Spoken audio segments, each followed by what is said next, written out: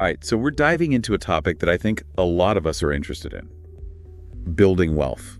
We're going to explore these 15 habits from 15 habits that will make you rich and really figure out how to put them into practice. You know, it's interesting because when you first see the list, some of them seem a bit surprising. Yeah, I was actually surprised by a few of them. We're talking waking up early, reading 52 books a year. Like, wow, that's a lot of books. It is, but it makes sense when you start to see the bigger picture, the connections. Absolutely, and we're going to unpack all of that. But for now, let's start with this idea of thinking long term. What does that even mean when it comes to money? Well, think about it this way. Most people, when they see $1, they think about what they can buy with it right now. Right, instant gratification. Exactly.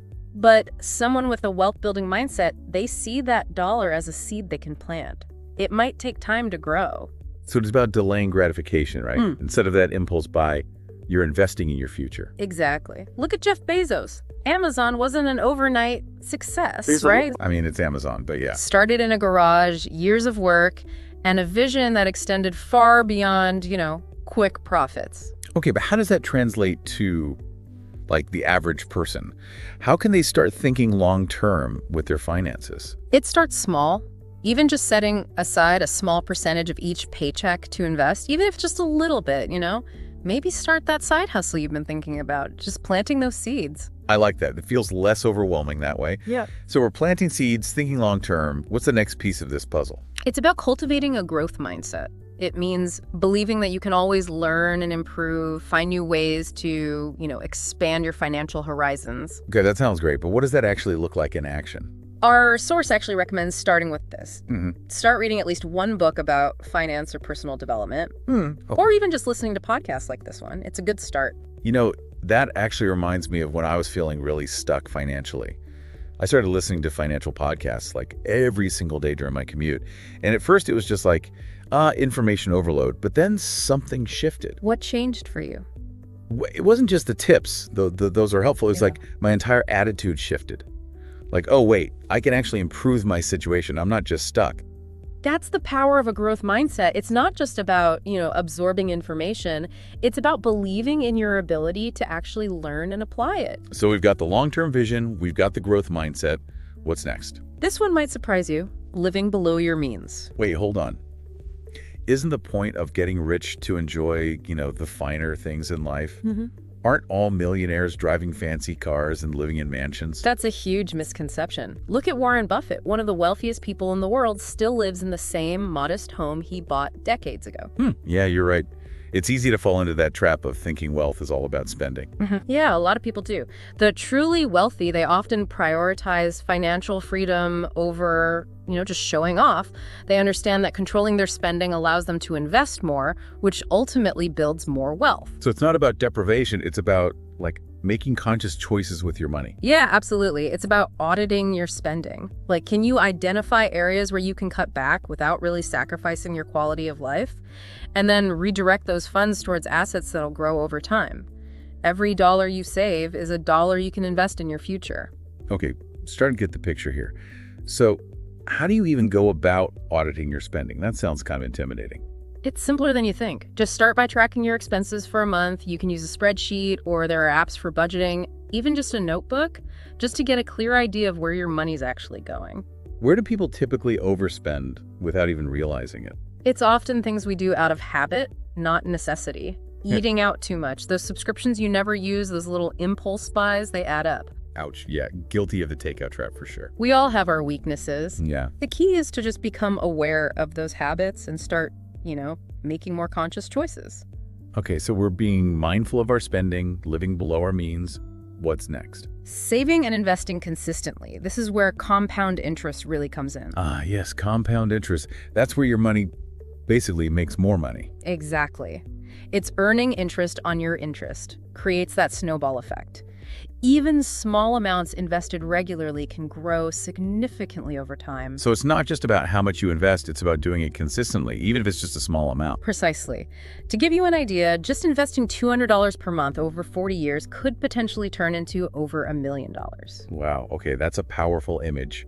Really highlights the importance of starting early and staying consistent, even if it's with small amounts. Absolutely. And one of the easiest ways to do this is by automating your savings.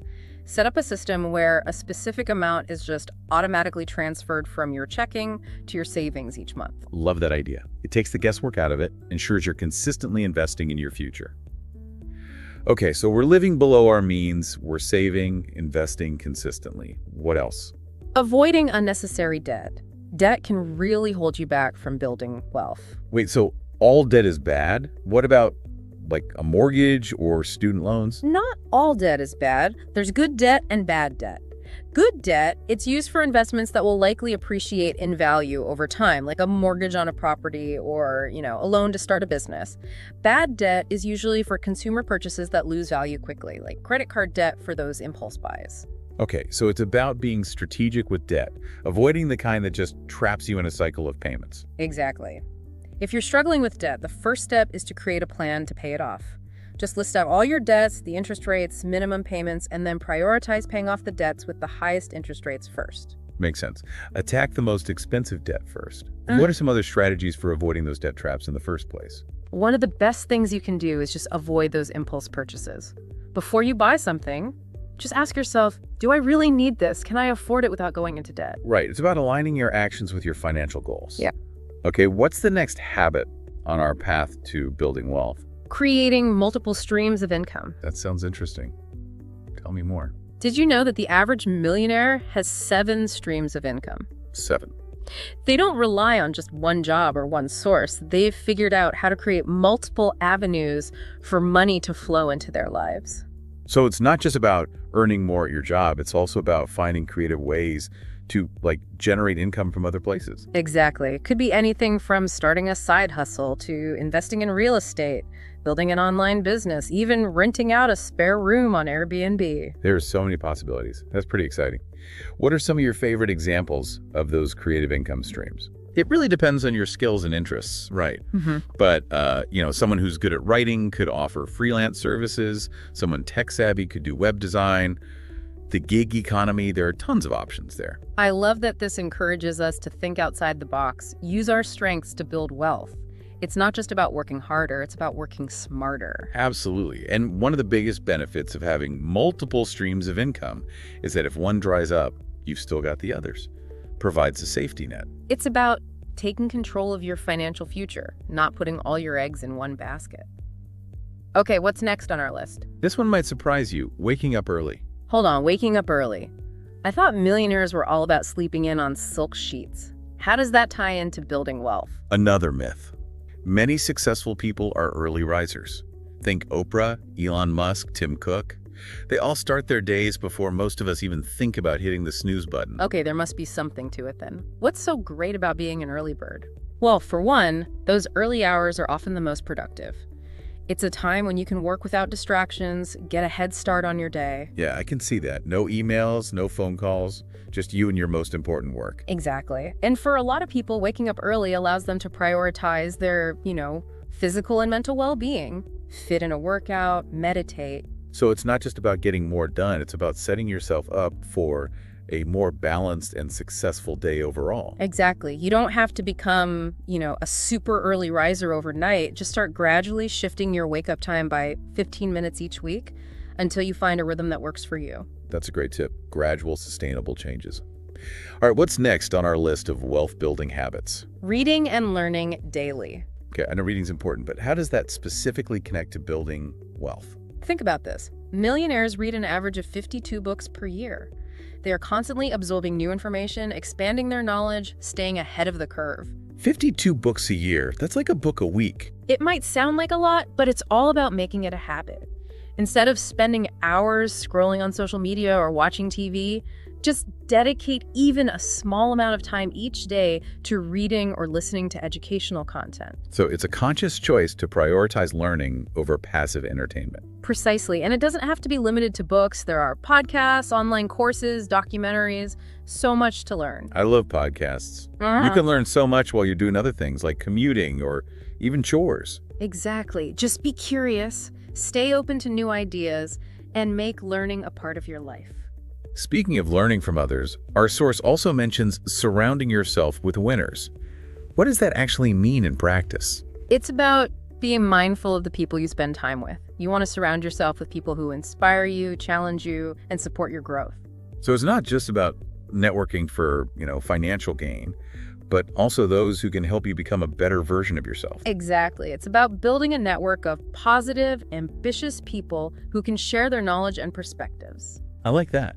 But how do you actually go about expanding your network, connecting with those kinds of people? There are so many ways. Industry events, professional organizations, volunteer, even online platforms like LinkedIn can help you expand your circle. That's great, connecting with people through shared interests and passions. Absolutely. And don't be afraid to reach out to people you admire. You never know who might be willing to share their insights or offer guidance. It's about being proactive and building a community of support. Okay, what's the next habit on the list? Taking calculated risks. Wait, I thought wealthy people were all about minimizing risk and playing it safe. That's a common misconception. They actually understand that risk is a part of building wealth. They don't avoid it entirely. They learn to manage it strategically. So it's not about being reckless. It's about making informed decisions and, stepping outside your comfort zone when the potential reward is worth it. Exactly. And that's where the calculated part comes in. They don't just jump into risky ventures blindly. They do their research, assess potential downsides, and develop a plan to, mitigate those risks. It's about having a strategy, a plan B, not just hoping for the best. Right. And it's important to remember that failure is a part of the process. Even the most successful people have experienced setbacks. The key is to learn from those experiences and just keep moving forward. Yeah, I can relate to that. I remember when I took a calculated risk in my own career. I'd been at the same company for years, but I felt like I wasn't growing.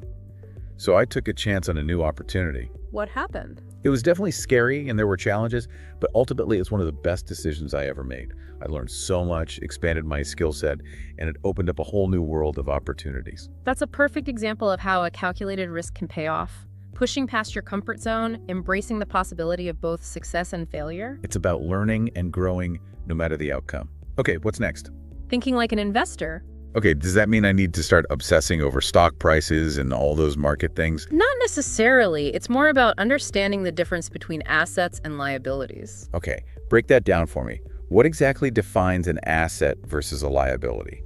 Assets put money in your pocket, like stocks or real estate that generates rental income, or a business that produces profits. Liabilities take money out of your pocket.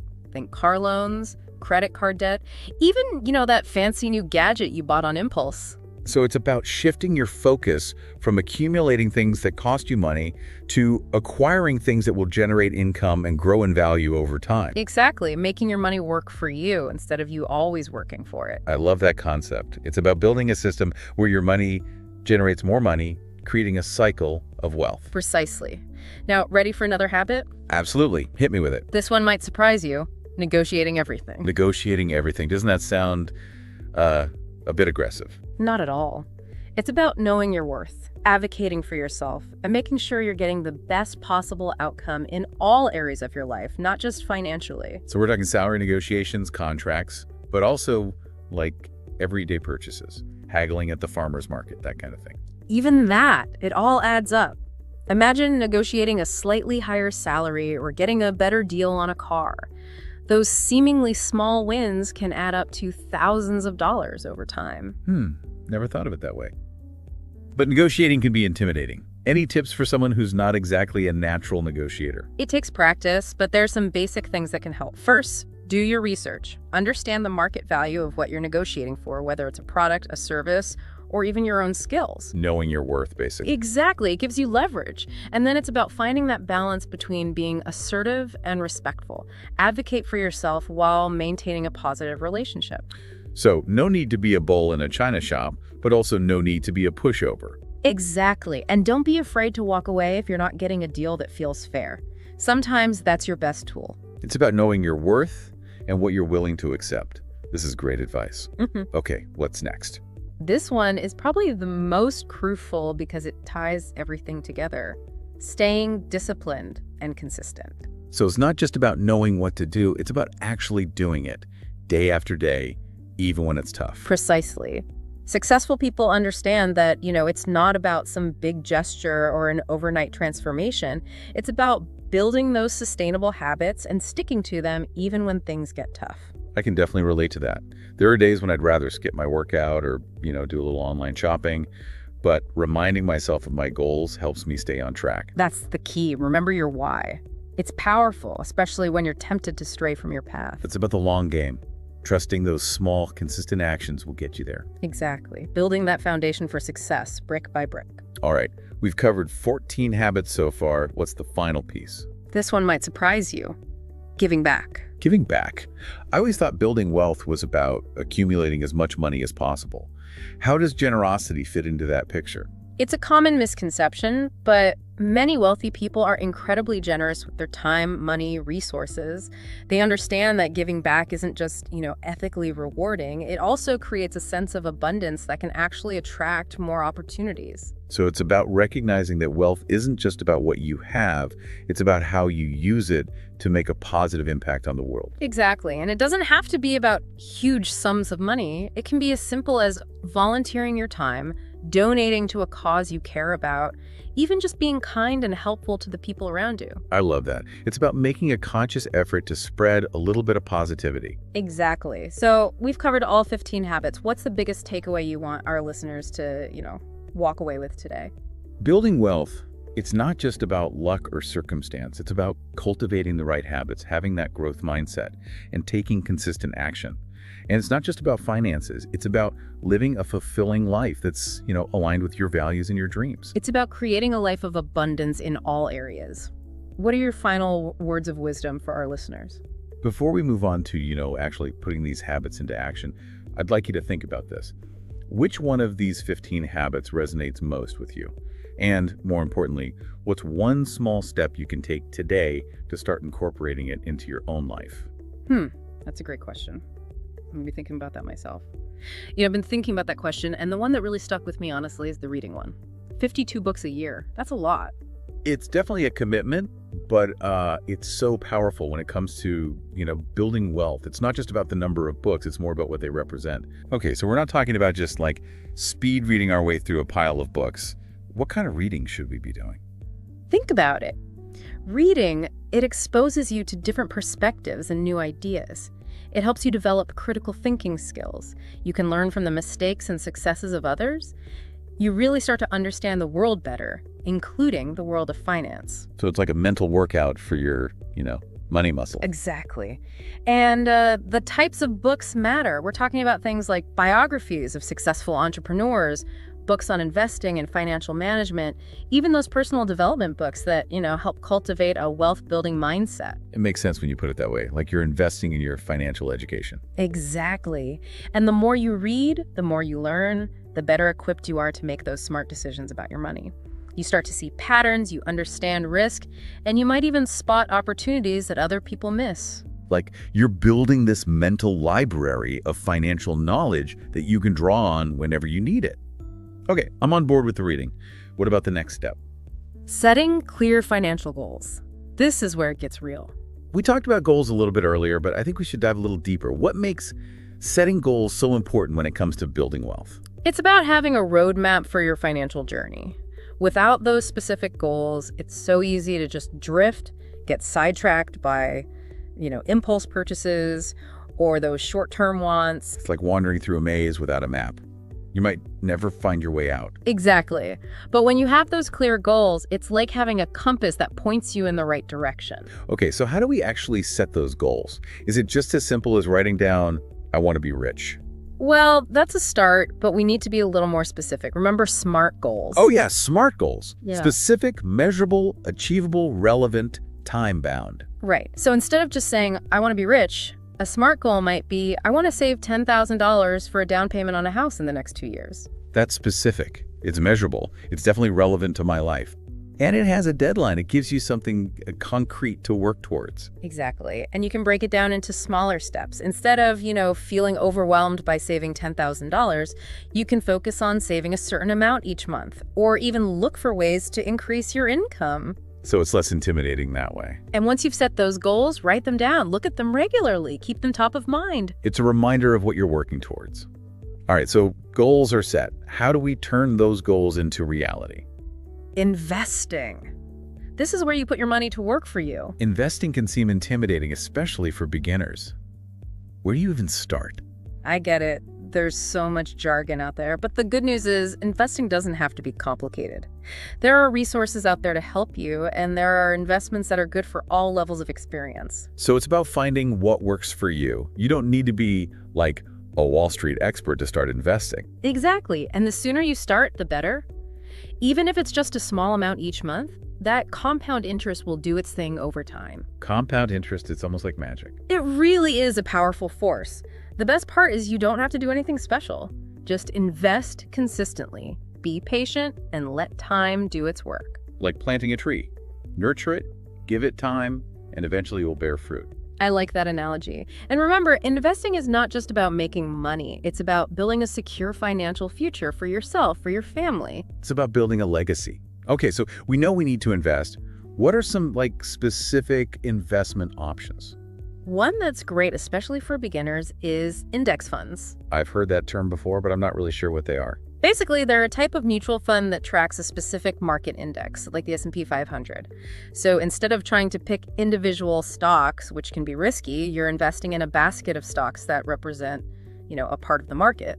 So you're diversifying your portfolio. Exactly. It's relatively low cost, it's convenient, and because they track a specific index, they're designed for long-term growth rather than, trying to beat the market. That sounds like a good approach, especially for someone who is just getting started. It's a great option for beginners. And then as you gain more experience, you can look into things like individual stocks, bonds, real estate maybe. So it's about building that solid foundation and then expanding your portfolio as you get more comfortable. Exactly. But always remember, it's a good idea to talk to a financial advisor before making any big investment decisions. They can help you figure out your risk tolerance and tailor a strategy that's right for you. That's a good reminder.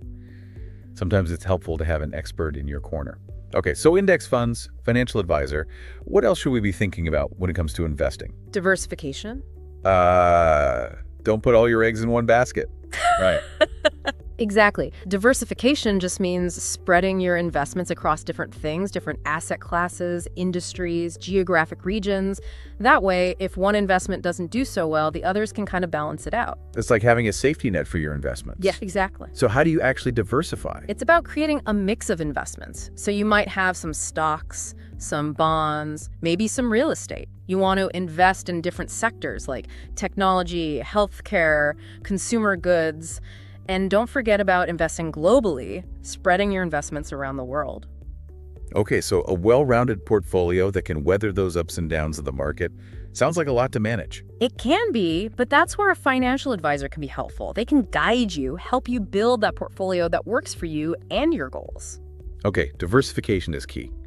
What else is important when it comes to building wealth? Managing debt. Debt. That can be a scary word, especially when you're trying to build wealth. It can be, but it doesn't have to hold you back. The key is to manage it wisely, making smart choices. So, have a plan, be strategic, don't let debt control you. Exactly. And not all debt is bad, remember. There's good debt, like a mortgage, probably, and bad debt. Those high-interest credit cards that can really get out of control. So it's about choosing the right kind of debt, making sure it's working for you. Exactly. And if you have debt, the first step is to create a plan to pay it off.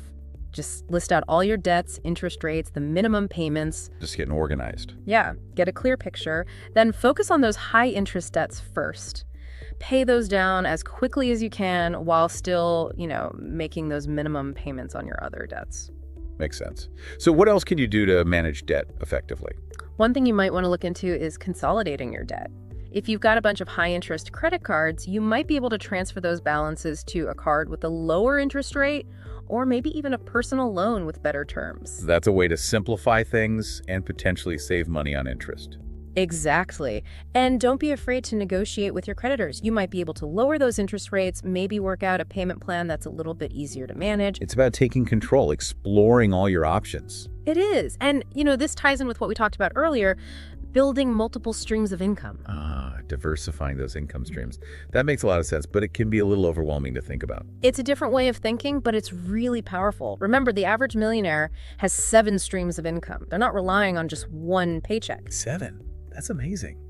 That sounds like a recipe for, financial stability and really a sense of abundance. But how do you even start to create that many income streams? Well, first, think about what you're good at, what you enjoy, and what resources you have. What skills, interests, and resources can you use? So it's like taking inventory of what you have to offer and then brainstorming ways to turn those things into income-generating opportunities. Yeah, exactly. And there are endless possibilities. If you're a good writer, maybe you offer freelance services or start a blog. If you're techie, you could offer web design services, social media management. I love those ideas. It's about finding those hidden talents and turning them into something profitable. Precisely. And don't underestimate the gig economy. Platforms like Uber, Lyft, TaskRabbit, Fiverr, they offer tons of ways to earn money on your own terms. Yeah, it's amazing how technology has created so many new opportunities. Absolutely. And if you're feeling really ambitious, maybe start an online business. It's easier than ever to get started, and there are just so many possibilities for selling products or services online. That is exciting. It's really about taking control of your financial future, not being limited by, just one job or one source of income. That's exactly it. And the best part is, if one income stream dries up, you've got others. It's like that safety net again. So it's not just about working harder, it's about working smarter, more strategically. Exactly. Don't be afraid to experiment. See what works best for you, because there's not just one right way to do it. It's about having that growth mindset, being open to new things, and finding what you enjoy. Exactly. Now, shifting gears a little bit, let's talk about networking. Networking. That word can make people think of awkward cocktail parties and forced conversations. It doesn't have to be like that. Networking is really about building relationships with people who can, help you reach your goals, offer advice, open doors. So it's about connecting with people who share similar values, similar goals. Exactly. And it's not just about what they can do for you, it's about what you can offer them as well. So it's two-way street. It's about building genuine connections. Yes, genuine relationships are key. And you never know where those relationships will lead. That casual conversation at an event could become a business partnership, even a lifelong friendship. You just never know. It's about being open to those possibilities. It is. So any tips for effective networking? I'm all ears. Go to industry events and conferences. Those are great places to meet people who are passionate about the same things that you are. So it's about getting out there, putting yourself out there, and, being willing to talk to new people. Exactly. And remember, online networking is great too. LinkedIn, for example. You can connect with professionals in your field, learn about new trends, maybe even find a mentor. It's a powerful tool. It is. And networking is an ongoing process. It's not a one-time thing. It's about nurturing those relationships over time. It's about building that supportive community. Yeah. Any other tips for making networking a little less intimidating? Just be yourself, be genuine. People can spot a fake from a mile away.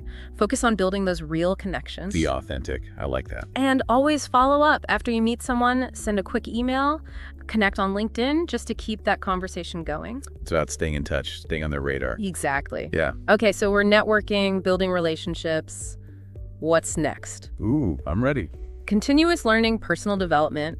Oh, lifelong learning. I'm a big believer in that. Yeah. But how does that translate to building wealth specifically? Remember, those millionaires reading an average of 52 books a year? Well, that's just one example.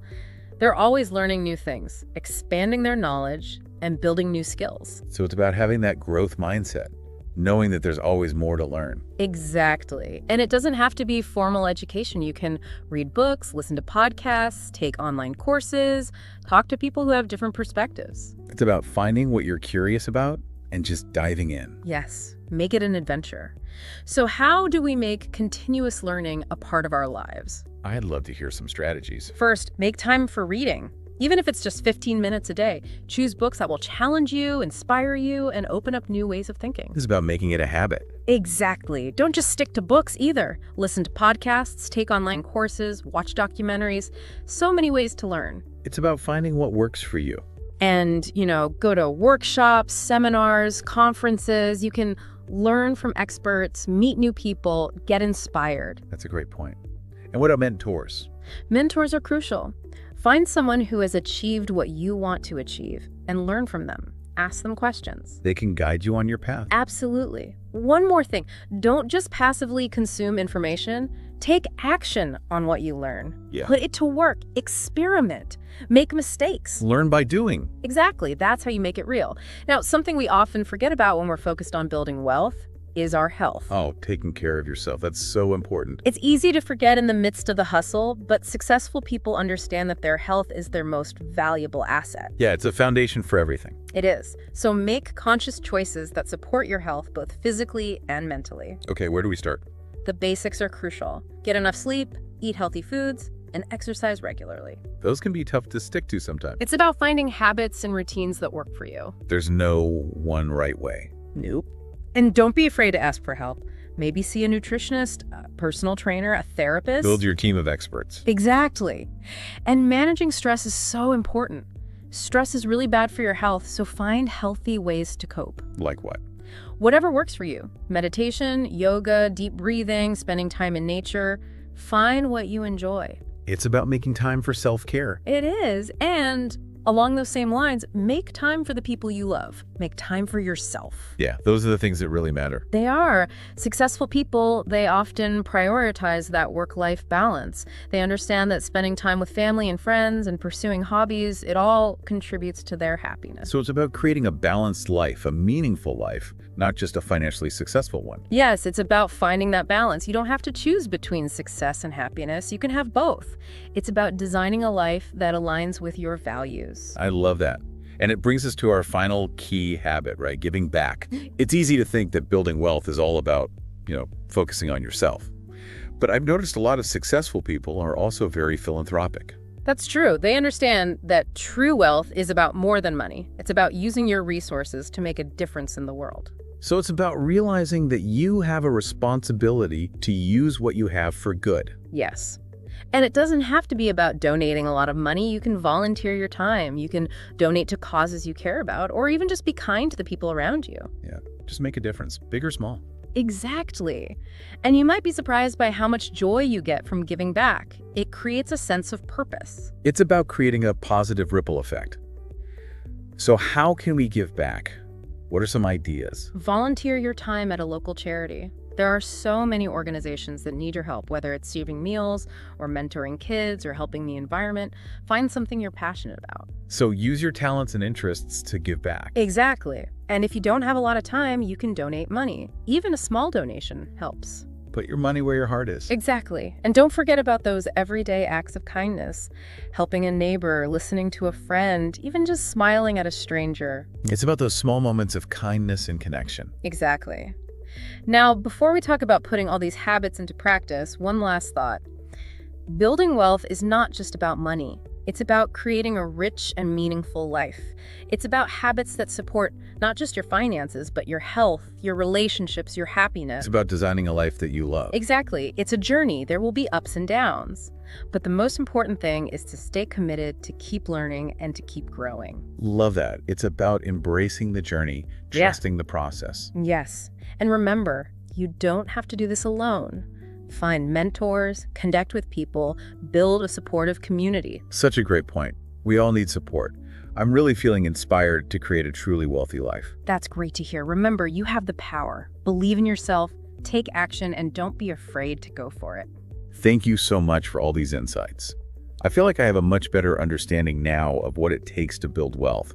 It's not just about money. It's about so much more. It's been my pleasure. All right, let's get into the nitty-gritty. Let's talk about how to actually put these 15 habits into practice. That's what it's all about, action. Where do we start? Let's do it. It all starts with awareness.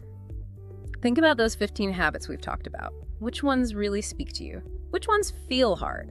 Which ones are you already doing well? Take inventory. Right.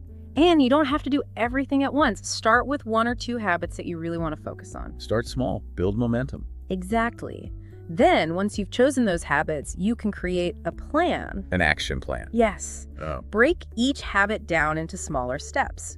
For example, if you want to read 52 books a year, maybe your first step is just reading 15 minutes each day. So it's about setting realistic goals. It is. And make those new habits enjoyable. If you're trying to eat healthy, try new recipes, or find a friend to work out with. Make it fun. Make it sustainable. And celebrate your wins along the way. Don't forget that. Yes. Celebrate the small victories. That's so important for staying motivated. Absolutely.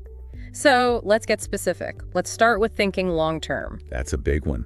How do we actually shift our mindset from instant gratification to thinking about the long term? One really powerful tool is visualization. Spend some time imagining your ideal future. What do you want your life to look like in 5, 10, 20 years? What are your financial goals? What kind of impact do you want to have? Paint that picture in your mind. Yes, and write it down. Refer back to it often. It will help you stay on track, especially when you're tempted to make those impulsive choices that don't serve your long-term goals. It's like a roadmap to your future. It is, and, practice delayed gratification. Resist that temptation to spend money on those immediate pleasures. Save it, invest it for a future reward. So instead of buying something new, you might invest that money or save for a down payment. Exactly. Choose long-term satisfaction over short-term pleasure. Okay, that makes sense. What about cultivating a growth mindset? How do we do that? Surround yourself with people who inspire you, who push you to be better. Find mentors, friends, family members, even online communities can be a great source of support. Yeah, create that network of people who lift you up. And don't be afraid to try new things. Take classes, go to workshops, read, listen, learn from people who have different viewpoints. Be open to new ideas and new experiences. Yes, and don't be afraid to fail. Failure is part of learning. It's about learning from your mistakes and, just getting back up and trying again. Exactly. All right, let's talk about setting those financial goals. Goals, goals, goals. They're so important. They are. But remember, it's not just about setting them. You have to take action. So how do we turn those goals into reality? Break those goals down into smaller, manageable steps. Create a timeline, and then schedule it in your calendar. Make time to work on your goals. Treat your financial goals like any other important appointment. Exactly. And it's okay to adjust your goals along the way, Life happens. The key is to be flexible, but stay focused on that big picture. So it's a process. You adjust as you go, but keep moving forward. Yes. Now, living below your means, this can be a tough one. It really can, especially when we're constantly bombarded with messages telling us to buy, buy, buy. I know, it's a challenge, but it's crucial for building wealth. Be mindful, make conscious choices about your spending. Don't worry about keeping up with the Joneses. So how do we actually do that? Track your spending, see where your money is going. Use a budgeting app, a spreadsheet, or just a notebook. Get a clear picture. Then create a budget. Make sure it aligns with your goals. Plan it out. And remember, a budget doesn't mean depriving yourself. It just means making choices that support your priorities. It's about having control of your money. Yes. And review your budget regularly. Make adjustments as needed. Life changes, so your budget should too. Keep it flexible. Okay, now let's talk about saving and investing regularly. Compound interest, remember? It's hard to save consistently, especially when there's so many things you could be spending money on. I know, but automate it. Set up a system where a certain amount is automatically transferred to your savings or investment account each month. Out of sight, out of mind. Exactly. And start small, even if it's just a little bit each month. As you earn more, you can increase the amount you save. Make it a habit. Every little bit adds up. You'll be amazed at how quickly it grows over time. Okay, what about avoiding debt? Debt can be tricky, but awareness is key. Know what you owe and how much it's costing you. Get it all out in the open. Right. Prioritize paying off those high-interest debts first. And consider consolidating your debt, maybe transferring balances to a lower interest card or getting a personal loan. Simplify. And don't be afraid to talk to your creditors. Negotiate. You might be able to get a lower interest rate or a better payment plan. Be proactive. Take control. Wow, we've really covered a lot in this deep dive. Thinking long-term, growth mindset, setting goals, managing debt, building multiple income streams. It's a lot. It is, but that's the thing about building wealth, right? It's not just about money. It's about your mindset, your habits, how you approach life in general. It's about building a life that you love, a life that's rich and fulfilling in all those areas, not just financially. Exactly. And you don't have to do everything all at once. Just start small. Maybe pick 1 or 2 habits to focus on first and build from there. Progress, not perfection. What are some final thoughts you'd like to leave our listeners with? Remember that building wealth, it's a journey. It's not a destination. There will be ups and downs along the way. The important thing is to stay committed to your goals, learn as you go, and never stop growing. It's about enjoying the ride, trusting that all those little steps you take will eventually get you where you want to be. Yes, and find support along the way. Find mentors, connect with people, build a community that will, cheer you on and keep you going. That's such a good point. We all need that support system. I'm so inspired to go out and start building a truly wealthy life. I love that. Remember, you have the power to do this. Believe in yourself, take action, and go for it. This has been such a fantastic conversation. I feel so much more confident now about what it takes to build a life that I love, a life that is truly abundant and fulfilling. It's been my pleasure. And to all our listeners out there, we hope you enjoyed this deep dive into the 15 habits that can help you build wealth and a life that you love. Remember, start small, keep going, and always be learning. Those are words to live by. We'll be back soon with another deep dive, so stay tuned. Until then, keep learning, keep growing, and keep striving to be the best version of yourself.